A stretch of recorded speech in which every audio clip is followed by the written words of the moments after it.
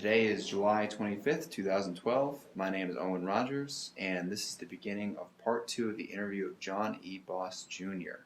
for the Veterans History Project at Central Connecticut State University. The interview was taking place at Central Connecticut State University in New Britain, Connecticut. Now, Mr. Boss, at the end of part 1, you said you were about to describe some more of the unusual or crazy experiences that occurred in country. Yeah, I guess I'm having a senior moment because I just lost it. Oh no. We're talking about Cameron Bay and the Expediter, akin to Hawkeye Pierce, and if you weren't good at your job, yeah, you would be sent somewhere else. Yeah.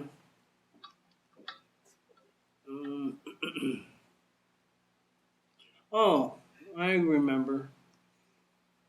We had a couple of guys that were crazy. Okay. We had a guy go AWOL. And I'm saying to myself, how the hell do you go AWOL in Vietnam? But he did. So the platoon sergeant says to me and Keith, he says, go to your hooch and collect what's his name's personal belongings and put them in a footlocker and put them in supply. So when he ever shows up, we can know where to send his belongings. Yeah, okay. So we go back to the hooch. We start stripping his bed. And I pull a pillow back and I look. He's got 13 hand grenades under his pillow. Okay? Now, this guy is sleeping from me to those cameras away with 13 hand grenades under his pillow. And I'm going, holy shit. Yeah, just one will do it. Yeah. But anyhow, we packed it all up, including the hand grenades, and brought them. I told the supply sergeant, I says, you got hand grenades in there, just to let you know. He says, what are you, nuts? I says, he said to pack them up and give them to you. So anyhow, that was that. We had another guy. He went on sick call. Claimed he had malaria. Okay? So the medics put him on a chopper and they send him to Da Nang. And Da Nang doesn't know what to do with him, so they send him to Japan. He gets to Japan. He's strung out on heroin. Now, that seems to be a negative stereotype of American soldiers in Vietnam. Did you ever encounter or know anybody who, would be high or drunk on duty while in the service? We had one guy, I think he was drunk since the day he stepped foot in ground in country. But he was a decent guy. He just drank. Now, of course, different people did different things. Some took pills, some smoked pot, some were juicers. And did you come across any of that in service? Oh, yeah. Okay. You want me to plead the fifth? I'm just saying that it seems to be in society a very... Well, I'll tell you this. With my experience, it wasn't a huge concern. At least for me, I wanted to have all my shit together when we got hit. Right. And if you got twisted at night, that means you would be lucky to find a perimeter. But that's why I didn't. I usually kept my episodes few, very few, and very far between. Now, how did people, or did you ever feel any kind of pressure or stress while in the service? Your pressure to perform your duties, pressure because of, the difficulty and the hazards of the war around you? No. I don't think anybody really does. The only thing they're the only goal is the number of days they've got left. Did you have like a short timers calendar Oh or yeah, anything like that? everybody has a short timer's calendar. And is there anything special you did for good luck? No, Did you pray? Did you have anything that you carried with no. you? And When stuff happened, you just kept your eyes open, your ears open, and you kept aware of what's going on around you. so, how did people entertain themselves while they were overseas? Uh, I used to play chess. Uh, we used to play poker. Gamble. Um, Did you have drink. any kind of radio equipment? Did you have stereos, anything like that? Yeah, yeah. And there was a guy like Robin Williams. Um, I don't know. I don't think he was as crazy as Robin Williams was, but they did have a pretty good censorship on music. But we had ways, like getting tapes of Jimi Hendrix and the Doors, and you know, Creedence and so forth. Now, did you ever see any live entertainment? Well, besides the Australian bands, did you ever see a No. USO show? No. I went to when we were at Long Bin. Um, Somebody was there, but you couldn't get close enough to see it. Um,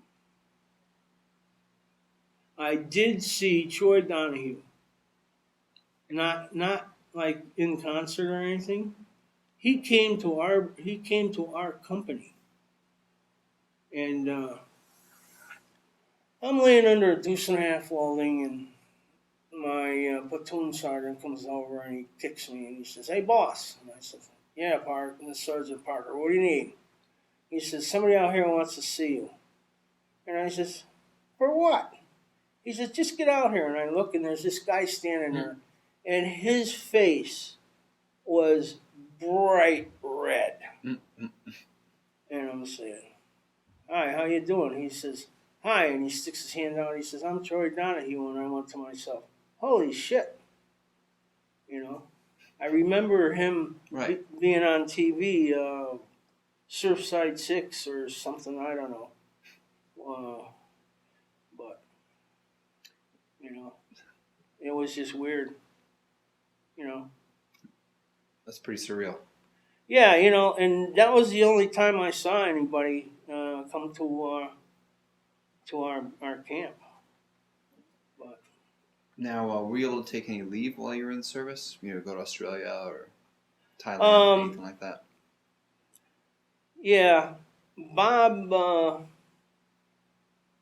Bob Young, who I worked with as a welder, and we were going to go to Australia together because we heard stories about Hawaii and Thailand, and I said, "No, I want to see some round-eyed women." So we made arrangements to go to Australia. Well, it comes down to like a week before we're supposed to take off. Larry Turnbow's mother died. So he went home. He was the other welder. Right. He went home on emergency leave. And the platoon leader came up to me and Bob and said, "Hey guys, I got some bad news for you." He says, "You both can't go on R&R together because Turnbow's going home on emergency leave." Oh, well, can't stop Turnbow from going home. So I told Bob, I says, "Why don't you go scout the place out, get me some names and addresses, and I'll see you when you get back." So that's what happened. And when he came back, he went out with this girl that was so gorgeous. They're sitting down having a meal, and he shows me this, 8 by 11 picture of them sitting down at this restaurant. And I says, "Screw you, Bob." Mm. I says, "She's the waitress." I says, "You did not stay with this girl." He says, "Boss," he says, "I'm telling you." He says, "Look, she's got a plate there." I says, "No." So he brings me to the back of the album. Yeah, that was her. So I says, "Really?" He says, "Really." He says, I says, "So how did you do this?" And he says, "We were in the airport and we were hitting on some girls, and this girl I hit on said, 'I can't do that because I'm married.' She says, 'But I got a couple of girlfriends.' So she says, 'Here's an address.' So, I mean, this girl was drop dead gorgeous. And so it came time for me to go on R&R, and I was going to go. And then I started thinking about it. And I says, hell, if I go on R&R and I spend $1,200 or $1,500, I says, that's that much more I could spend at home if I didn't go. So I decided not to go. And I kick my ass every time I think about it. But such is life. Do you recall any particularly humorous or unusual events that occurred in your time in the service? I know you've already described a few, but anything that comes to mind in terms of just some kind of absurd or hilarious event?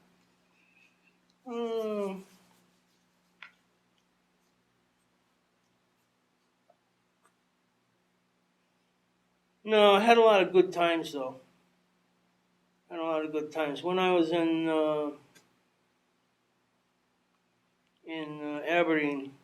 This guy used to fish a lot, and he had his car, and there was a dam. That was one of these power dams. Right. And he used to take me fishing, and it was fun. I'm not really a fisherman, but he used to get a kick out of watching me. So, and the drags. We used to go to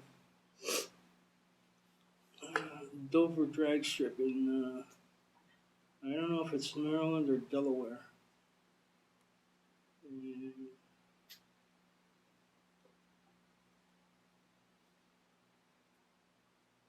there was a drag strip in Savannah, Georgia too, but it was too hot. I only went a couple of times. Do you remember any pranks? Any pranksters or any jokes that any soldiers would play upon one another? No. And did you keep a diary in the service? No. And I know you already. Where were you discharged? Savannah, Georgia. Okay. And do you remember the last day of your service? What that was like? Yeah, I was basically going all over the post and getting people to sign my papers to get out. And when that happened, I bought a pickup truck, a 1952 Chevy 5-window coupe, and I was gonna drive it home and put a Corvette motor in it. But anyhow, I put my bike on the back of the truck, and I drove all the way home. Now this 52 Chevy was a stock truck. It had Babbitt bearings in it, and that's one of the things the guy told me. He says, "Don't go crazy with this truck." He says, "This has got a stock motor. It's got Babbitt bearings in it." So I got on 95 and I drove 50 miles an hour all the way home. I picked up a couple of hitchhikers, and they actually asked me to stop and pull over because I was going too slow, and they wanted to get into a car that was going to move a little faster. That's funny. But yeah, I drove all the way back to Connecticut with the pickup. And the only bad thing with it was it didn't have a radio, but I bought a cassette player, and I went to Sears and I bought 2 tapes. Jimi Hendrix, Are You Experienced, and The Doors, Morrison Hotel. And I knew those by heart for 2 years. Could probably still sing some of them. That's for part 3. You got a part 3? Oh no, I said you can wait and sing them in part 3. Let's see. So what did you do in the days and the weeks after? I'm sure it probably took you a while to get back to Connecticut. At least a few days. Yeah, I stopped in Maryland and I saw some friends, and that was about it. I just saw some friends. I spent the week in Maryland seeing friends. I saw Bob Young while I was in Maryland, but I don't know where he would be now. Oh, and on those pictures, Right. I've got 2 platoon pictures. Right. The before and after. Well, one in country and one just before I'm leaving, and I've got addresses of guys in the platoon. Great. So, Anyone in Connecticut? wow. I had a guy in Connecticut who died in my arms. His name was Michael Clifford. He lived in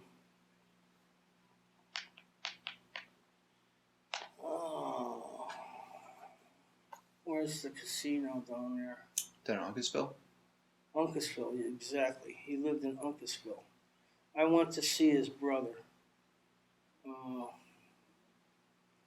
about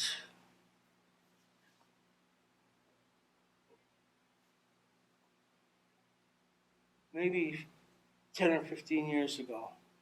I had my Dodge Dart because I drove that down to see him. And what I basically, you see, I always knew him by Buddha, because that's what he used to call me when I'd be welding and scooch down, and his actual nickname was Buddha. And we used to bust each other's ass about it. And he was hit in the head. And when I got to him, I knew that I couldn't see how he was alive. Was he hit by a rocket? No. A chain snapped. It was a freak accident. And he was a flatbed driver, and they were winching a rock drill onto the back of it. And what nobody told anybody was that when rock drills are not hooked up to an air compressor, the brakes are locked so that they don't move.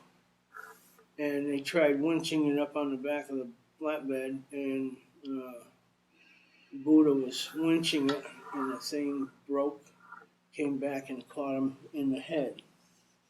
And he was still breathing, but there was huge amounts of blood coming out of his head. So Bob went and got a shirt from my shop van, and I made a head bandage out of the shirt.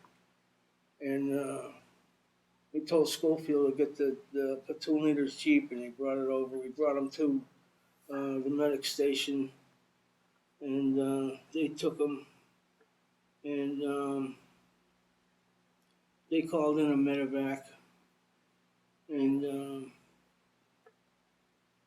Warrant Officer Ramsey came over and he took a look at me. He says, "Go take a shower." So I went and took a shower. And later on that day, we found out that he never made it to Da Nang. So, but I did get to talk to his brother, and I did get to tell his brother that he never knew what hit him, and he went quick. But I wanted him to know that anyhow, not to relive pain, but just to know that his brother, because I was right there. That's very kind of you to do that. Something you have to do.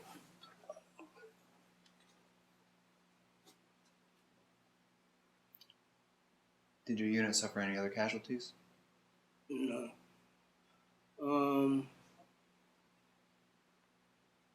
We had a guy go home because he had bleeding ulcers. I had guard duty with him one night, and he started puking up blood like it was crazy. And they medevaced him out. But Smith was the only one that got killed in action by hostile fire, and that was the first day we moved into the base camp. What happened?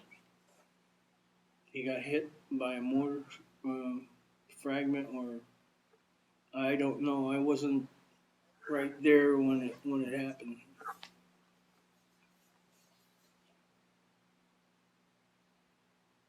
Now, after you were discharged, did you go back to school or did you go to work? I went back to work, and I went back to see if I could get a tool and die apprenticeship, like my supervisor said. And for 3 months, I went to personnel to see this personnel manager, and it got down to the point where when he saw me coming, he'd turn around and leave. So I got pissed off and I quit. And I went back to Goodwin Tech as a post-grad, because now I had my GED. And I went back for almost a year. But the thing was, with the GI bill, I was getting like $175 a month. And driving back to school, even with a part-time job, it wasn't cutting. So I quit school and I got a full-time job. And then my teacher called me and says, "You still want to be a tool and die maker?" And I says, "Hell yeah." So he says, "Go see this guy." So I went and saw this guy, and I started working for him the week after I got married. So. And did you make any close friendships in the service that you continued? No. I made some really close friendships, but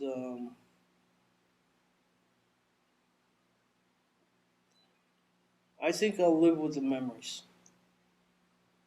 You know, there's veterans that I know that I see here, like guys that I went to school with. You know, and I see them every day, and we talk, and we just, you know, there's no need for us to go into the crap. Are there a good amount of Vietnam veterans in Bristol? Yeah, there is. I think there used to be like 180,000 in Connecticut. I don't know what the number is now, but I know just from the Culver photos there were a few Bristol men killed in action. yeah. Did you know any of them? Oh yeah, I knew most of them. Dave Emmons was one of them that I was going to get the ears for, and I went to his funeral like 2 weeks before. I went over. Do you recall how he was killed? I've got the printout of what happened at home, but he was a crew chief on a helicopter, and I can only say that I think it was he went down with a chopper. Now, did you join any veterans organizations after the war? Vietnam Veterans Motorcycle Club.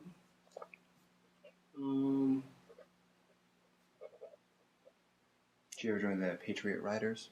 No. AMVETS.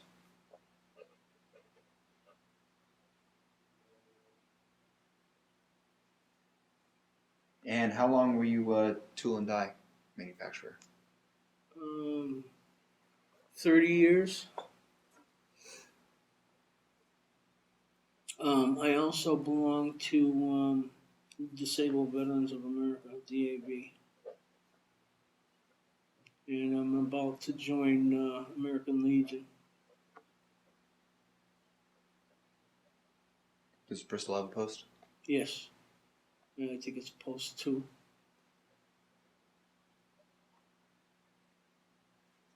Now, has your military experience influenced your thinking about war or about the military in general? Wow. It's the big one.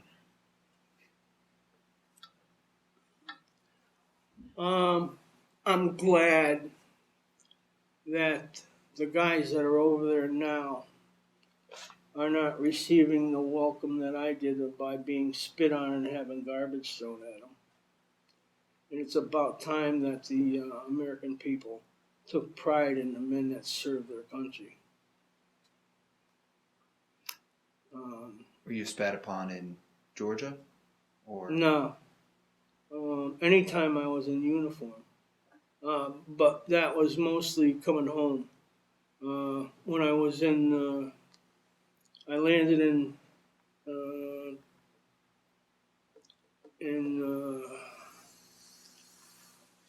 Fort Lewis, Washington. When I went to the airport, I got spit on there. When I went to Chicago, I got spit on and thrown garbage at O'Hare. And when I came to Hartford, I got spit on. No garbage, but people started calling me baby killer and shit like that. So I called a friend of mine. And I said, "What are you doing?"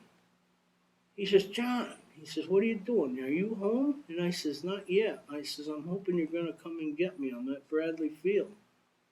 So I took my duffel bag and went outside and sat on a curb and waited for him to come and pick me up. So him and another friend of mine came and picked me up and brought me home. And when I got home, I walked in the door and I put my duffel bag down. And my dad was sitting in the chair. And he looked up at me and he says, "What the hell are you doing home?" I says, "I was a bad boy and they sent me home." And he says, "I believe it."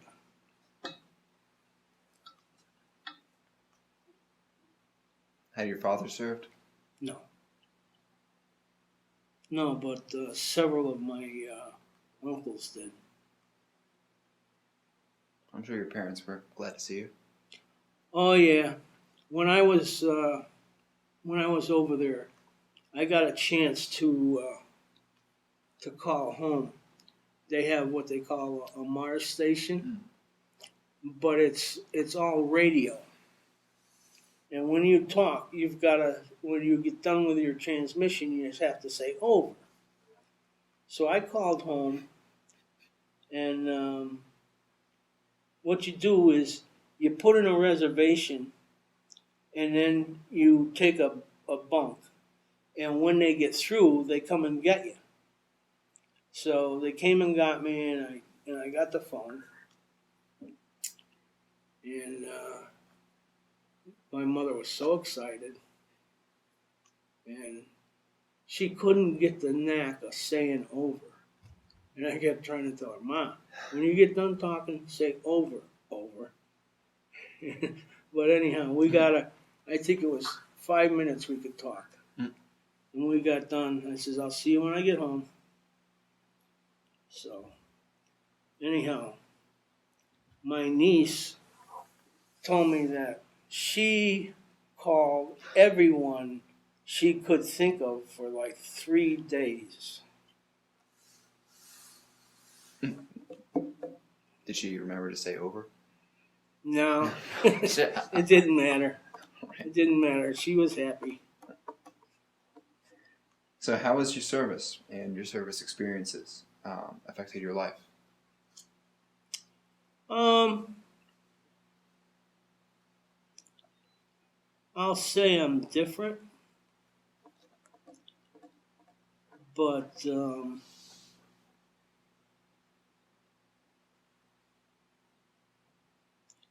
I'm more protective now than I probably ever been.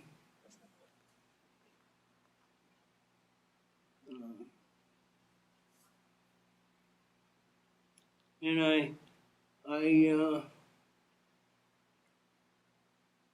didn't tell. Did I tell you I was a volunteer at the VA hospital? No. We off camera you have, but not during the interview. Well, that's a very great experience because I get to meet World War II vets and Korean vets, and I'll see a guy coming in on crutches and or walking with difficulty, and I'll say, "You need some help, sir?" And they're all proud, and they'll say, "No, I'll make it." Where you going? Oh, I'm going to audiology. And I'll say, look down this hallway. You see all the way down this hallway, that door? I says, that's audiology. Why don't you let me get you a wheelchair and wheel you down there? He says, you think so? And I says, yeah. I says, don't tire yourself. Relax. So you go down there and they thank you and thank you and thank you. And I say, thank you, you served.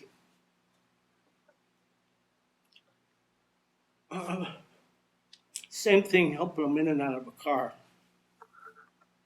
They want nothing to do but thank you. Guy shook my hand one day. He says, you know what you just did? And I said, I shook the hand of a veteran who I have a great deal of respect for. He says, you shook the hand of one of Darby's Rangers. Hey.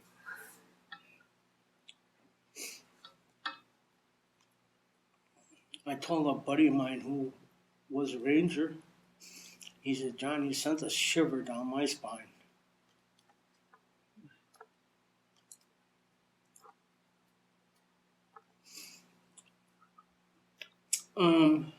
Do you notice what's the interaction like between World War II vets and Vietnam vets? Is there a mutual appreciation of service? Well, I think a lot of non-vets are lightening up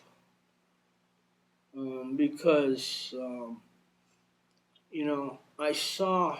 I worked with a guy and he said to me, he says, you know what, he says, I can tell you about non-vets. And I says, no, what's that, Mike? He says, you're all a bunch of crybabies. And I says, oh yeah? Why is that? He says, every time you see one of you guys on TV, you're crying. I says, so what does that mean?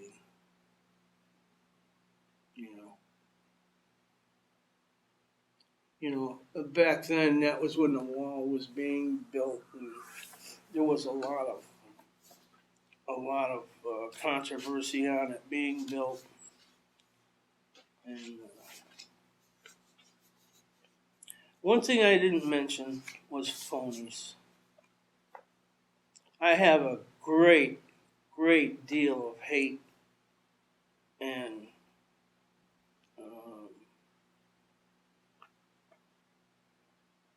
disgust for phony veterans.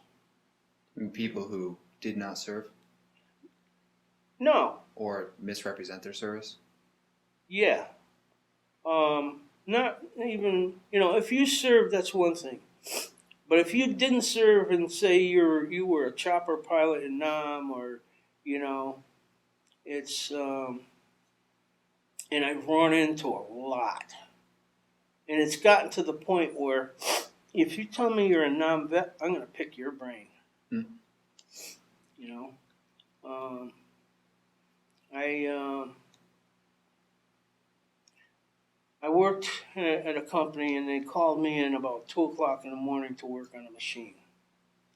And I was riding with the motorcycle club at the time, so I didn't want to leave my colors upstairs unattended, so I took them with me and took my tools downstairs, and I'm working on the machine, and this guy comes over and he says to me, he says, "You a non-vet?" And I says, "Yeah." He says, "Me too." And I says, "Oh yeah?" I said, "Where were you?" He says, "Oh, I was in Kuchi." Yeah, okay. You could say Da Nang, Saigon, wherever. Okay. So we talked a little bit, and I started picking up my tools, and it dawned on me. I said, "Oh, maybe he was over there the same time I was." So I says to him, I says, "When did you do your time?" He says, "Oh, I was over there in '79." And I dropped my tools and I looked at him and I says, "You must have been a little fucking lonely, weren't you?" He says, "Why?" And I says, "Because everybody else went home in '75." He says, "Oh, maybe that was '69. Yeah, maybe it was. See you later."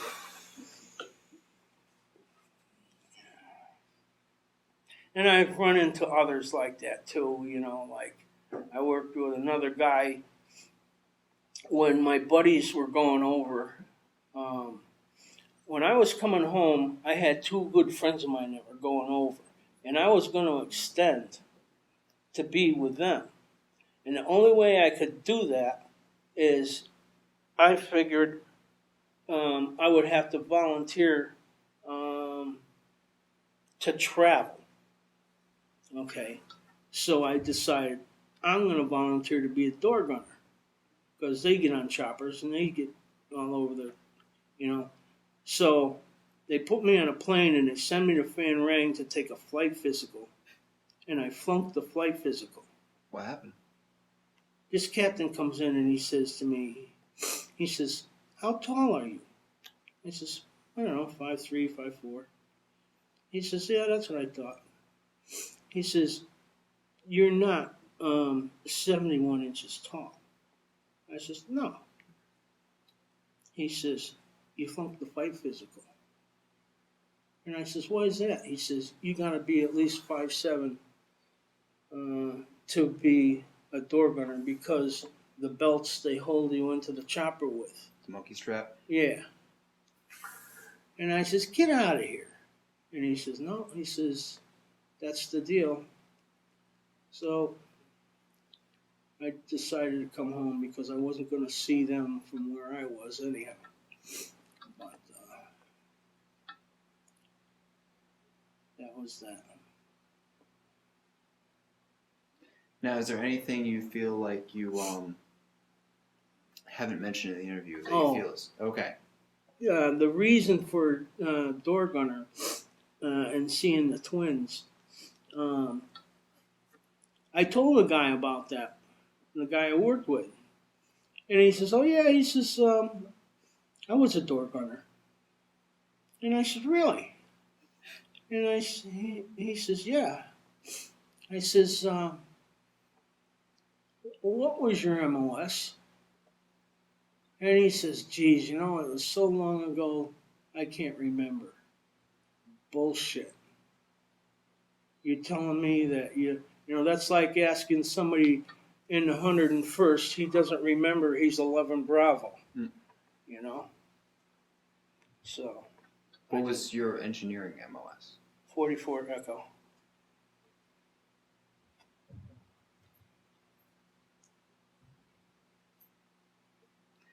Yeah, it seems like they're pretty easy to pick out.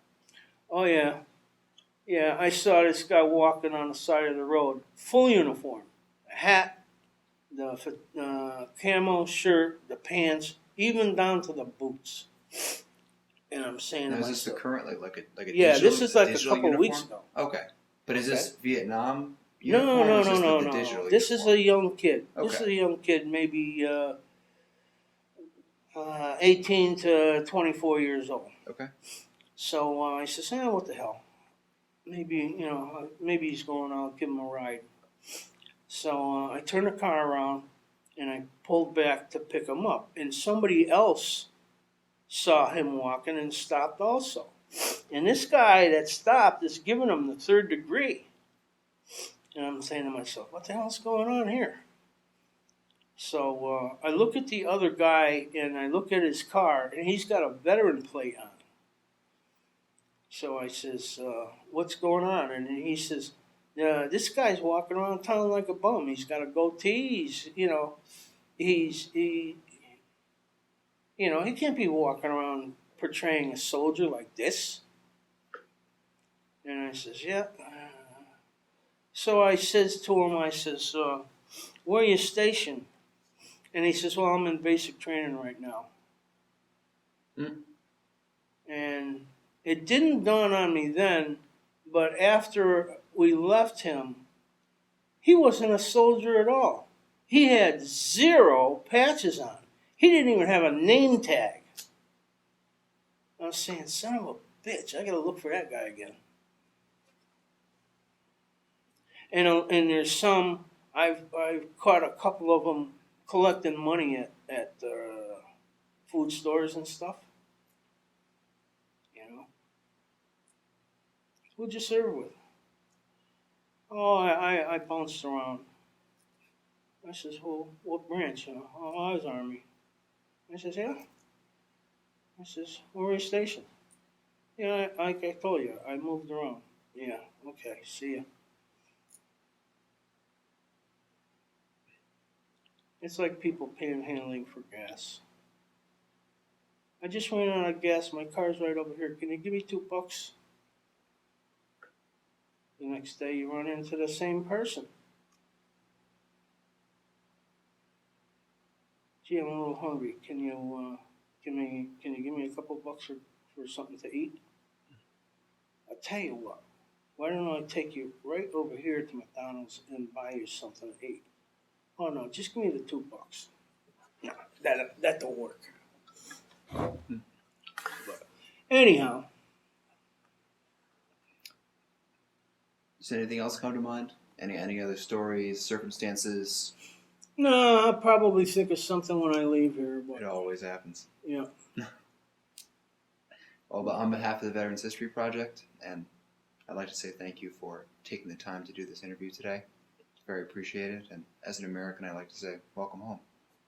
thank you, and thank you for your efforts in educating the public. You did all the work. Okay, thank you.